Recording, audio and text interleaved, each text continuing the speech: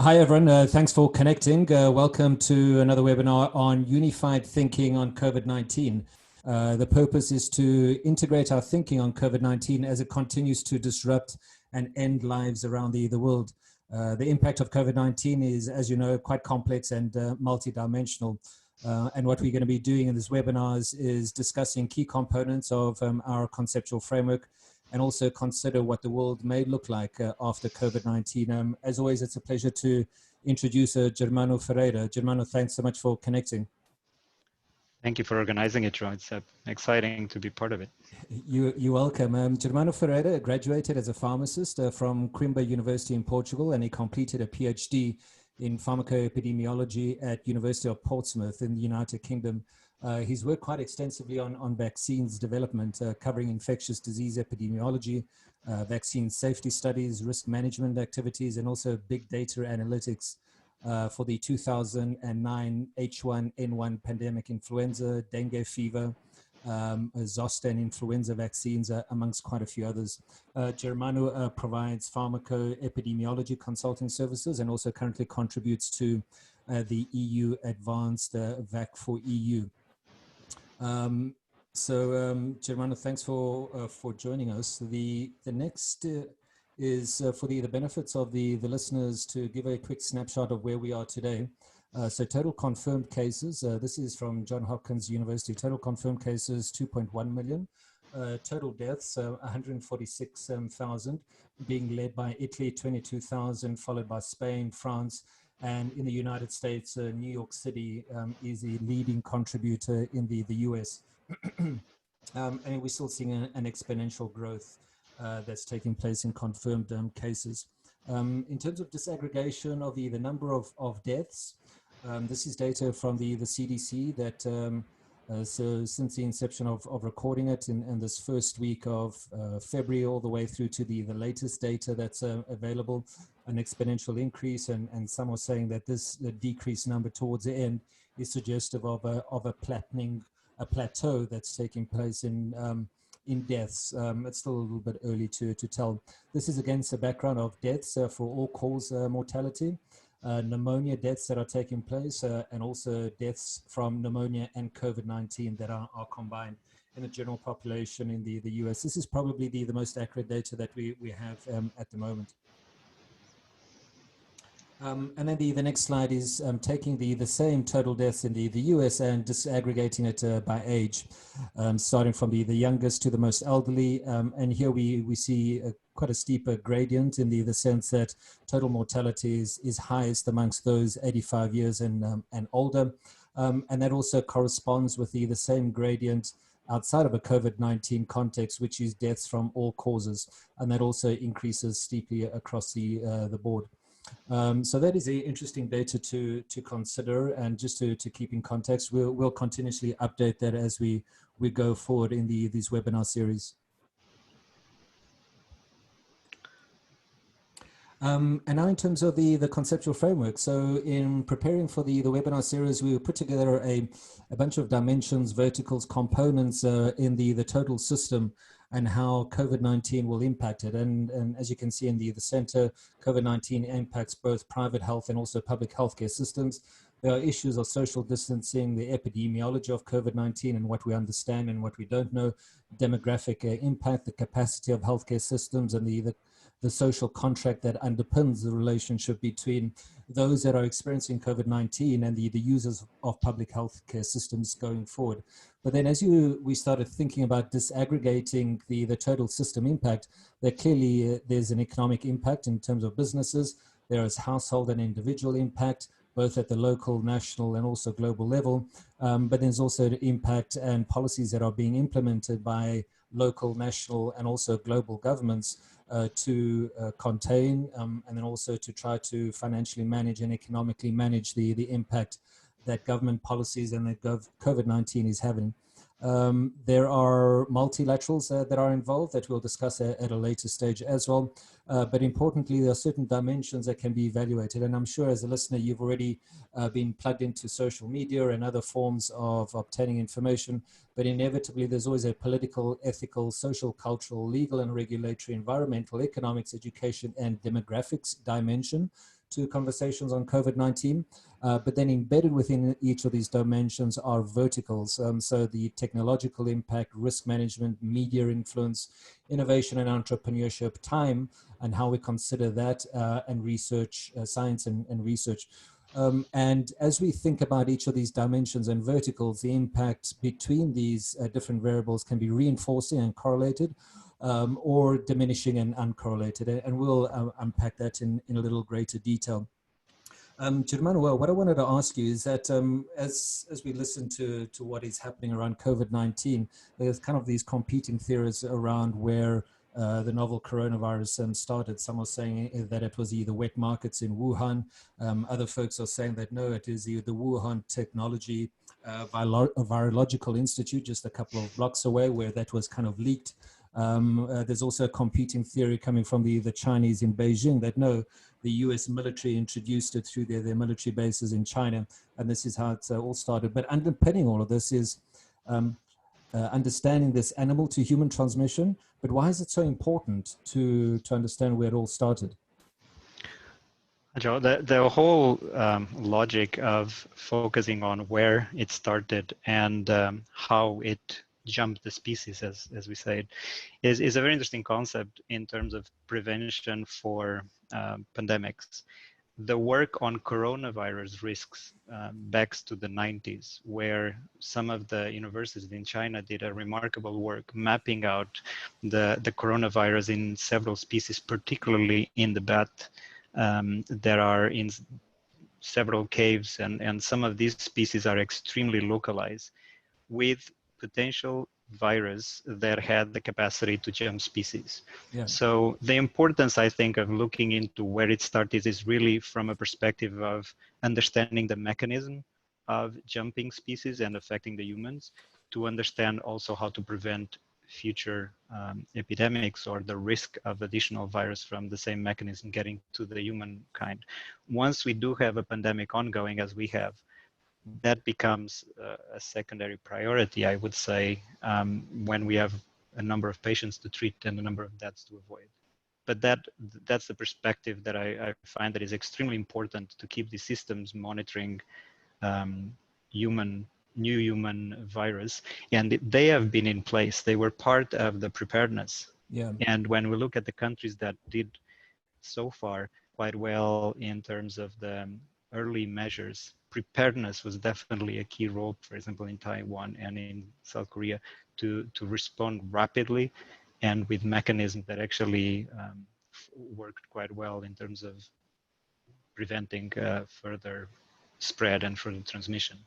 Got it. Yeah, it just seems that the Asians in general, Southeast Asia is a lot better prepared, and this is kind of generalizing because of the SARS outbreak a couple of years ago. And if you compare it to and the basic comparison is in Europe, you see people wandering through the streets prior to the lockdown without any facial masks. There have been a number of early commentary on why that happens, and I think you just got it very well in terms of those countries have been very close to preparedness and planning based on previous threats that came through. Yeah. Those countries have also quite quick decision processes. They might not have the history of all of these government, local, global, and they basically were able to take very aggressive initial holistic approaches to the public health measures. They also embrace technology very rapidly, and that was, I would say, one of the key aspects. And the volume of testing, tracing, and quarantining in those countries were extremely interesting to see compared with the effectiveness in the European countries. Those are all critical aspects for early containment of something like a pandemic. It seems that in South Korea and also in Taiwan in particular, they've been exceptionally successful at rolling out testing, as you mentioned, because they already developed the infrastructure and the budgets and this preparedness to be able to execute that on a fairly rapid basis, to get out to the population. Exactly. In an early phase, the testing, the tracing of the contacts, and the ability to quarantine is critical to reduce transmission. And that was definitely one of the aspects that were very clear in some of the South Korea, Taiwan, and a few other Asian countries, that they managed to implement that very rapidly. So there's two forms of testing, right? So there's testing for current infection, but then there's also testing for antibodies. And it seems to be some confusion around precisely what form of testing are we currently doing. Exactly. The numbers that you showed are extremely important for decision making and planning, but they are a side product, if we could call it that, of clinical care. These numbers are not produced for planning in a way.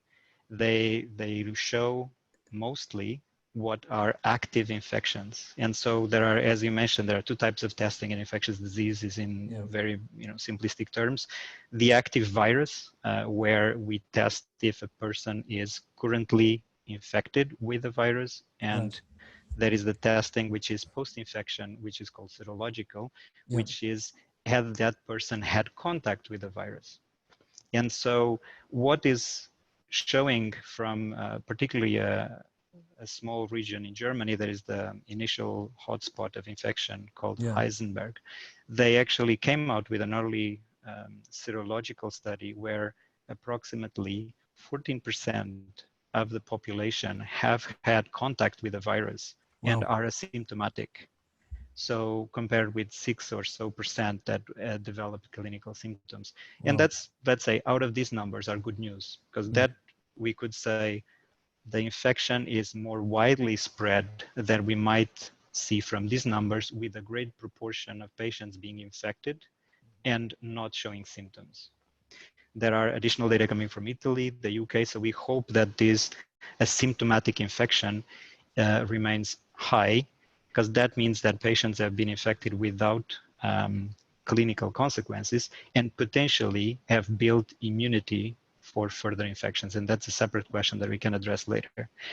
The bad news of these numbers, I would say, is that potentially what we are seeing in terms of mortality is an underestimation, because not all deaths are being tested across different countries. And so we might have an overall mortality due to COVID that is above and beyond the numbers that are tested and that are being officially reported. We are seeing the numbers coming out of China with corrections, given that in a situation of pandemic, the priority is the clinical care and reduction of patient mortality and patient disease. So that is, I think we need to understand that the priority when we are mitigating a pandemic is not necessarily getting the numbers right, it's getting the treatment right. So that's where we need to be quite, understanding of the difference of the numbers. The comparison between countries need to be very carefully done, because different countries have different practices of testing, different clinical testings, and different systems. But so that's just a commentary on the numbers and the way that we could use those numbers to move forward and to do further planning. Definitely, on the same note of, if you allow me, on the testing, there are three main aspects that are still big questions in where we stand at the moment. The first one is, of those infected, for how long, if an immunity is going to be protective, for how long that is going to last without a vaccine. The second aspect is how high the volume or the concentration of antibodies in the body needs to be protective. And that as a consequence of what's the effect of a secondary or a reinfection if we have a second wave of infections. So these three aspects, which are often related as correlates of protection, which is what's the level of antibodies that confer protection, that certifies someone to be protected for the infection, how long that lasts, and what is the consequences in terms of the reinfection. I think these three aspects we still have to hear more from the research to be able to plan accordingly for the future. It just seems that we're struggling with this denominator issue, that we really don't know, if we're doing all this serological testing in communities, we don't have a firm grasp of a total exposure, right? And, from that denominator, you then get accurate statistics around confirmed cases, around total mortality, and then you can start doing economic modeling, which is well, what I do on this end, right? To kind of estimate what is either macro economic impact across society on healthcare systems, but then also broadly in other economic sectors. But until we have that denominator, we just kind of flying in the dark. We don't know precisely what we're aiming for, and we can't build good policies around it until we have it. But the point that you mentioned in these three is long-lasting immunity. Is so we're going to be doing all this serological testing, but then what if there isn't any long-lasting immunity? What does it suggest about all this money that is being spent on vaccine development? Is it kind of a waste of time, or should we really be doing that? Well, the serological testing at the moment is done in a way of assessing what's the true circulation of the virus. In order to actually complement that with the level of protection, we would have to have a follow-up, and meaning potentially small communities being very, as you mentioned, very well-defined denominator, and being tested for over time, for a number of years, to understand exactly what is the evolution of these footprint in, the infection protection, and also how high these antibodies last, and when is the level going to be decreased to a point that patients become vulnerable again.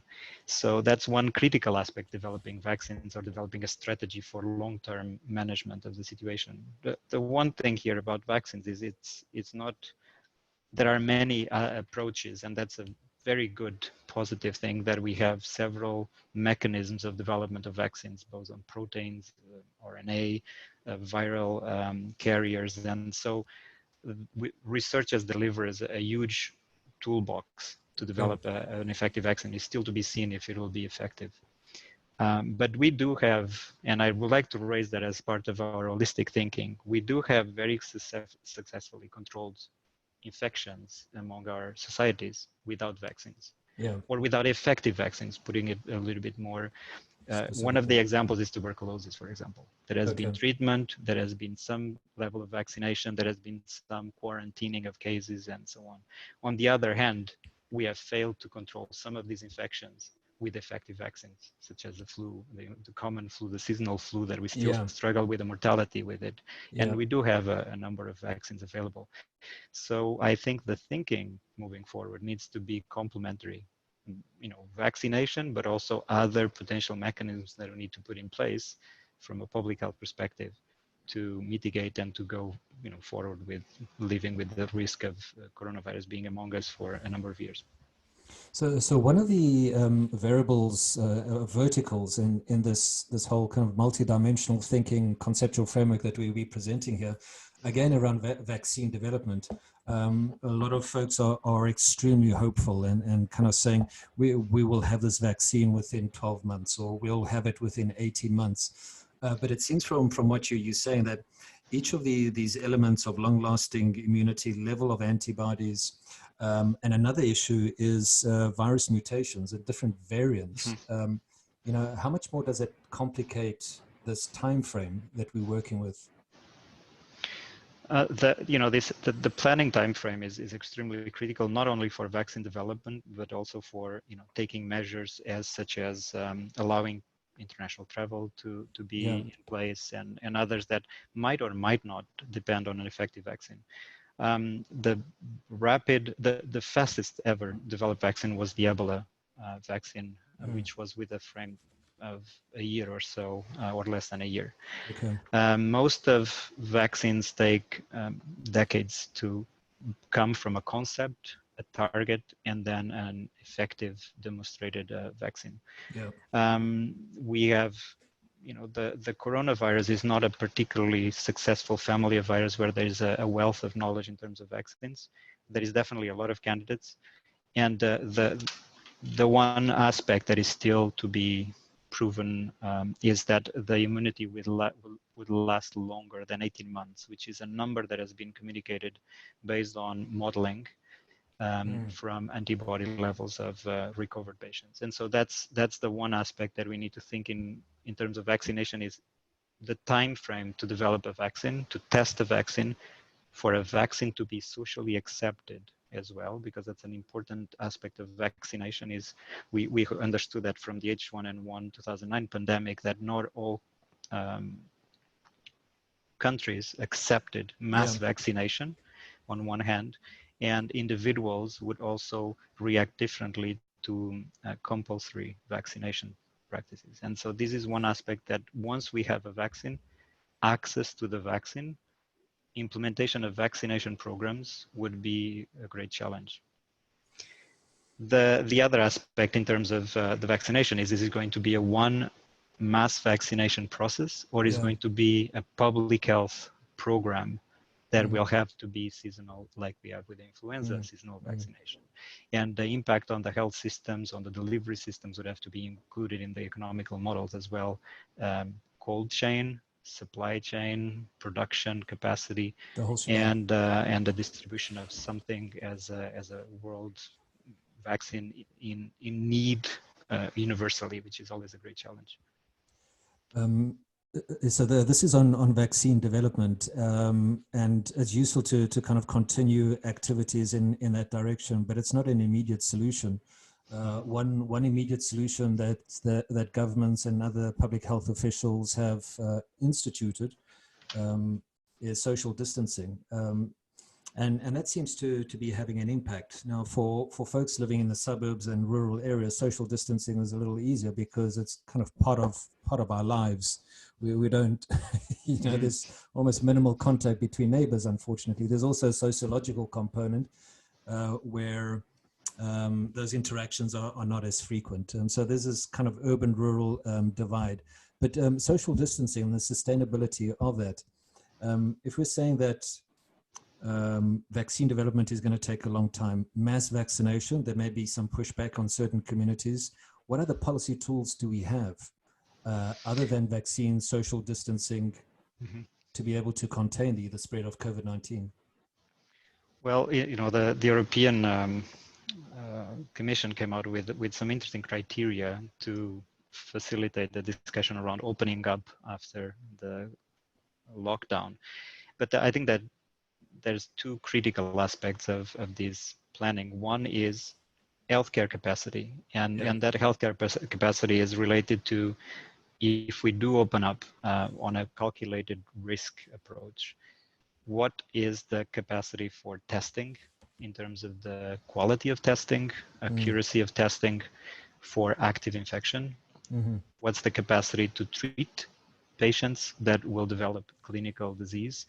And together with that treatment, how can we isolate or at least make sure that these patients would be contained from further infecting others? And so this is an aspect to do with the healthcare capacity that is critical until we have, as you mentioned, an effective vaccination program, and is very much related with the tools that are available to both public health, but also health capacity in terms of health systems. The other aspect that comes with it is the legal framework, how the different countries are prepared to pass legal framework that allows for subjects to be isolated in terms of containing infection, but also to allow for patients that potentially get infected at work or in their particular assignments for professional duties to be liable for compensation and to be somehow protected if this happens once the lockdown becomes open. So I think there's these two aspects in terms of policy and legal framework, but also in terms of healthcare capacity that would be essential for the mechanisms to allow countries to start reopening after this initial phase of containment. Yeah, I think the continued utilization of social distancing and its broader economic impact is becoming increasingly difficult to justify, in the sense that us here at CNC, in quantifying that impact, we initially started with the modeling, the attack rates, how many people get infected, the difficulty of calculating the denominator so that we could get accurate mortality rates, the impact on social security, the healthcare system in general. So until we get a better sense of that, it's going to be quite challenging. But every day that social distancing continues, the economic impact increases, and the preliminary numbers that we generated here is it's basically unfathomable how much it's going to impact our economies, and then to restart at a later stage. And it just seems that in the absence of certainty around how COVID-19 impacts society, because a lot of the initial data was coming from China, we just don't know if that data was being massaged, changed, downplayed, altered, manipulated in certain ways to favor their own, the Chinese Communist Party's agenda. The most accurate data seems to be CDC and potential other sources, but it's a disaggregated and more segmented approach to containing COVID-19 and allowing for economic activity to continue. And it comes back to these numbers over here, because if you disaggregate it by age, it's quite clear that the group of over 65 or over 55, for instance, are disproportionately impacted compared to those that are economically active. And it's not a palatable message to deliver, to say that we need to segment those that are not productive versus those that are, but that's the reality of the data, good data that's coming presumably from CDC, better than the Chinese data. No, it is one aspect that what we see and what we know from the infection does, transpire very clearly with these numbers, that the younger age groups in most of the countries that have been affected are definitely at a much lower rate, risk of severe disease. Yeah. The one aspect that we also need to have in mind is the more we allow the virus to circulate, given that it's a new virus in humans, the more likely it, or the higher likelihood for it to reassort. And we could, just in the precautionary principle, we could have a situation where allowing the virus to circulate widely, we could actually facilitate more severe forms of disease in the younger age groups. We know that there are several strains of the virus circulating. There is an increasing number of strains since the virus made it out of China throughout the world. So it is something to consider, that these numbers could change as the epidemic evolves or the pandemic evolves over time. There is one aspect that I think it touched very interestingly is this, post initial phase. There are also what we could say secondary waves. It's what the sequelae is going to be on patients recovered, and what's the cost of those sequelae over time. What's going to be the burden of the post-traumatic, we could call it, in the health system and in the healthcare professionals, given the pressure that has been put on for this, and the side effects of that on the healthcare system performance overall, not just for COVID, but the overall. And beyond the health system, what's the deprivation is going to cause in terms of the health impact, but also in other dimensions of people and society in terms of this phase of economic recession. So that is also, I think, not so much the viral infection secondary waves, but potentially other waves that will affect health and wealth after the lockdown. So those potential future waves, are you saying of increased severity because of different virus mutations and variants, or? It could generate that aspect of more severe waves. We have the example of flu. Year on year, we have different strains circulating. Some are more associated with higher rates of mortality. We have a mismatch once in a while with the vaccination. The vaccines produce. And so these are considerations to have in mind moving forward. But on top of that is also the management of the immediate wave from COVID in terms of the sequelae of those that have been affected. We are still not quantifying that, the loss of productivity, and all of these consequences of the lockdown beyond the health and the infection, but also on the global population in terms of deprivation. The effects on health of loss of economical capacity to purchase wealthy foods, and so on and so forth. So it's a whole, I think, dimension of economic impact that should be looked at in terms of the planning and the current thinking about moving forward to an open economy stage by stage, so stage-wise approach. Yeah, a risk-managed approach that we mentioned over here, so that slowly but surely economic activity can be revived. However, there seems to be something interesting happening in businesses and then also within households, is a paradoxical increase in productivity and creativity. And this is a very simple thing in the sense that we're not spending time in unproductive meetings and circular approval processes within our traditional workplaces. But now we have all this time available at home to kind of schedule back-to-back webinars, and very little time in kind of unproductive activities and tasks. So perhaps COVID-19 may result in an increase in productivity, but it certainly won't offset the vast economic destruction that is, and that's, I think, left behind. The component of innovation and entrepreneurship that will definitely happen after the pandemic. We have seen creativity, but also solution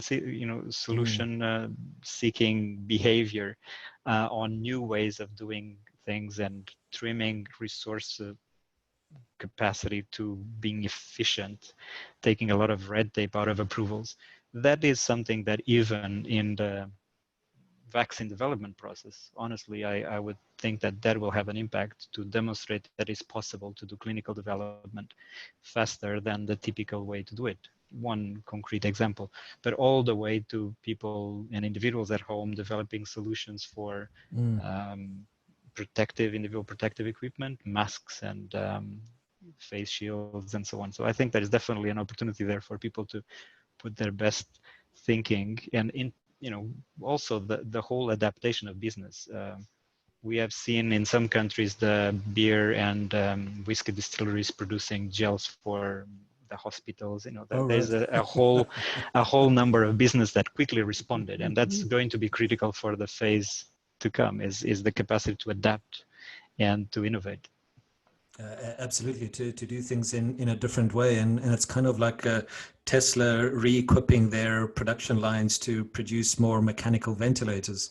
So from electric cars and parts for boring machines to mechanical ventilators, and it's kind of like a wartime situation in the sense that these manufacturing capacities that exist are being redirected and to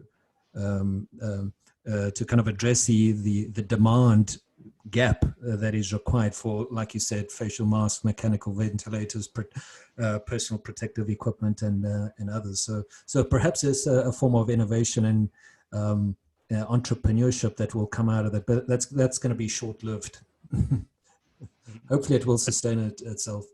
Yes, exactly. Imagine that if this can happen in 4 weeks or 5 weeks, if we keep the same spirit and if the governments invest and other institutions invest in that same kind of catalytic energy, we could actually find solutions for a lot of other challenges, related and unrelated with COVID. I think that the time to come now is going to be finding a new normal, as a lot of people talk about, but also finding out-of-the-box solutions to tackle some of the challenges ahead.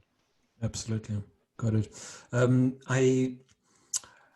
So what we've discussed on the webinar today is focused a lot on this initial public health response, the vaccine development, a couple of key concepts and issues from an epidemiological perspective, and just understanding the likelihood that vaccines are going to be available, but then also the impact of social distancing, and we've discussed kind of these initial relationships between the impact of household innovation, time. There's another part which is perhaps we could cover it now, which is the different timeframes in which COVID-19 is impacting businesses, individuals, and government. And a good case in point is I've seen government policies to change the current reimbursement or salary levels of government employees. But this is only proposed for mid-May or towards the end of May, and God knows why it takes such a long time to make those adjustments. So they have time on their hands, and presumably it's because they've got tax revenues that they're sitting on budgets to be able to sustain their employees. But if you jump into the household over here, households don't have that that buffer, that financial buffer to be able to play. They're kind of living from paycheck to paycheck. Businesses may be able to cope. So there's significant disruption over here. And what are your views around time, vis-a-vis these different spheres of society? Now, the thinking there, as you mentioned, there are different time axes for what the thinking is at different perspectives. So if you think of a dentist or a plumber or a coffee shop, a local entrepreneur that is having a business with few employees, but that needs to make a decision on a weekly basis now for the salaries, maintaining costs just for surviving at the moment, compared with the discussions with vaccine development at 18 months or a government measures that go on a monthly basis with this emergency status declared every 2 weeks. So the time scale here is extremely important for the discussion on planning, is what is immediate. I have read in the general news that the enormous fund from the US is already run out in a few weeks to support small business. And so there are timescales here on the health aspect, on the government measures to be in place, but also on the thinking long term of how are we going to incorporate a new virus and a new management in the public health policies, practices, clinical and capacity of the health system, which is much longer in terms of the timescale. But I think that's where, when anyone has some challenges to plan ahead, time needs to be put in place in terms of, is it a weekly decision point, it will be a monthly, or it will be something that will be lasting for years to come. That's, I think, an important, not just the epidemiological aspect, but in all decisions that are coming, rather than taking as a daily news that we get fed and trying to assimilate everything in a very immediate term, but giving it that time span that does make sense for anyone in a local, a national, or a global level decision point. Yeah, absolutely. It's just the sense of urgency with which different spheres in society are responding. And as you said, the time frame within the household is a lot shorter compared to governments. But then there's also this added dimension of distance, in the sense that these decisions that are being made are so geographically distant, but then also distant in terms of time from the coalface. And this is a coalface, household and individuals and businesses, and what is happening to them on a daily basis. Perhaps in the future, and this could be a positive note, is that these decision-making processes of decentralizing it, bringing it closer to these to households and businesses. You gave an interesting example, which is the Small Business Administration in the US set a fund of $350 billion to be able to provide short-term subsidies to small, medium, micro enterprises here within the business domain. And as you said, that fund's already exhausted. 350 billion, poof, gone in a matter of a week and a half. And that's astronomical. That's kind of indicative of the urgency of time with which these businesses are operating. And we presume that those funds then are flowing into households directly or indirectly by subsidizing employees. How sustainable that is, I don't know. It's kind of this mounting mounting debt that is climbing up. I don't know how sustainable that's going to be in the future. There's also another aspect that you raised there is important. For example, one tendency that we are seeing now is that the numbers that have been reported as global of COVID impact are starting to become available much disaggregated at national and local levels. So some of the countries are starting to use GIS, geographical information systems, to actually start seeing where the hotspots are and starting to look at more technologically and more in-depth the data, modeling it at a much smaller square, let's put it that way, in terms of the coming risk. And that's extremely useful for managing the risk over time, local and national. So we don't take an average risk, and we can fine-tune decisions to that point. And that's extremely useful for small business to make decisions. On another level is, for example, the research agenda. That will be extremely important to have some global agreement on what are the priorities for the research, so we don't waste resources scattering all of the capacity into different streams of research and really putting everybody's best knowledge on the critical terms and the critical parts of developing vaccines and tests and so on. It has been happening to an extent, but I think there is a need for a real global approach to that compared with what I was saying, the local decision point. So there are aspects that really benefit from the global agenda setup and consensus, and aspects that really need to be disaggregated to the local and the household level. No, not through the WHO, because they haven't done a great job. Well, there's an opportunity. There's an opportunity there for them to start, getting better impact on their way of working. Well, it's, in a situation like this, we are still learning the strength and the weaknesses of a lot of these global organizations that in the end, they depend on the capacity for governments to support it, and under that, the population that, support the governments and the way that we need to unify. Yeah, so at the WHO, in developing the policies and recommendations for member states, there's 5 communication officers.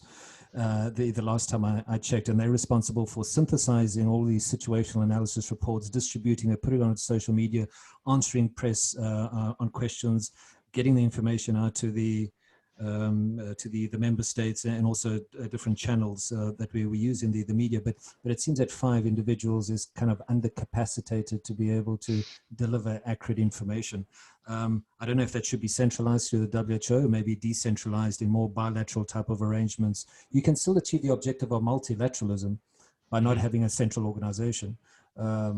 Maybe a WHO structure is not what we should have in the future, maybe a more decentralized structure. But anyway, we could address that in the next webinar. Definitely. So I think that's a wrap. Germano, thanks so much for sharing your insightful comments and also for sharing your thoughts. I really appreciate it. Thank you, Joan. It's a pleasure.